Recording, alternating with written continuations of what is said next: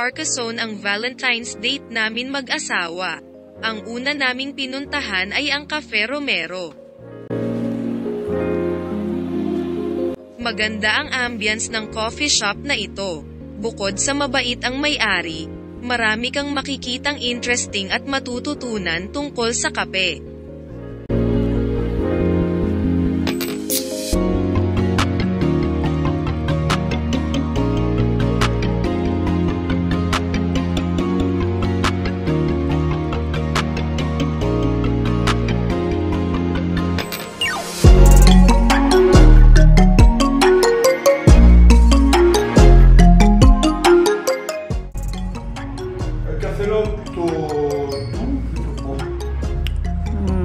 Doux. Oui. Elle a parlé pour moi. Oui, c'est dans les Ang torrefaction ay ang proseso ng pag-ihaw ng butil ng kape na sinasamahan ng asukal sa panahon ng pag-iihaw or roasting para makinang ang bawat butil ng kape. Karaniwang ginagawa ito sa Spain, Portugal at karamihan ng bansa sa South America.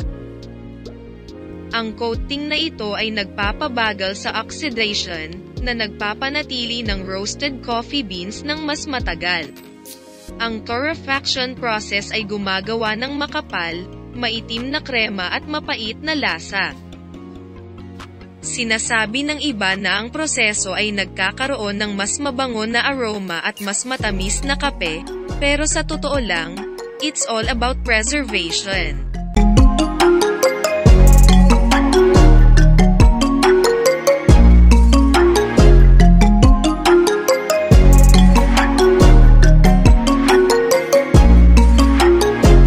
Hindi lang iniinom na kape ang pwedeng bilhin dito.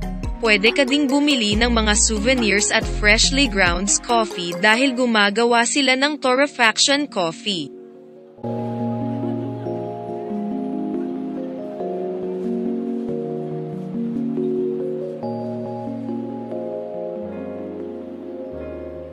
Makakabili ka din nga pala dito ng iba't ibang klaseng coffee maker.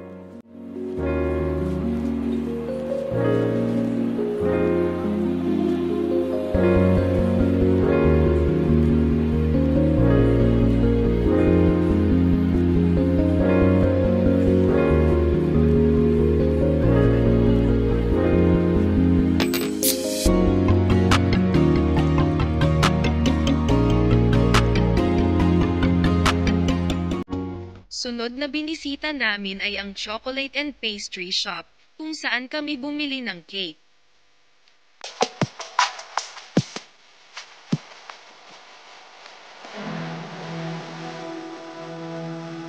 Tuwing pumupunta kami sa Carcassonne, dito kami tumitigil para bumili ng cake.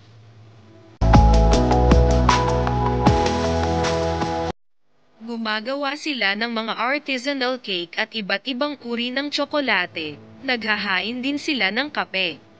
Mahilig kasi uminom ng kape ang Pranses at sinasamahan nila ito ng pagkain ng chocolate.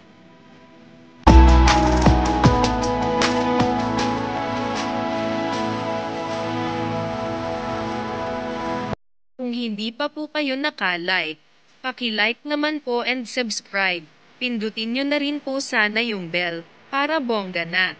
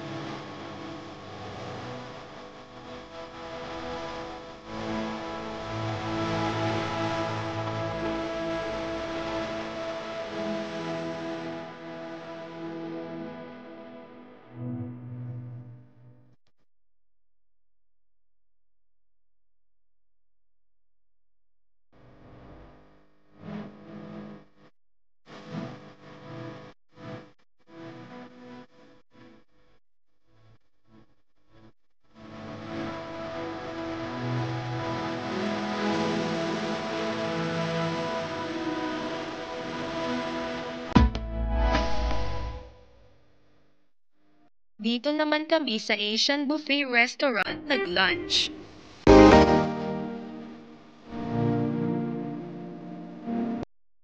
Palaging maraming tao dito kaya mas magandang dumating ka ng maaga.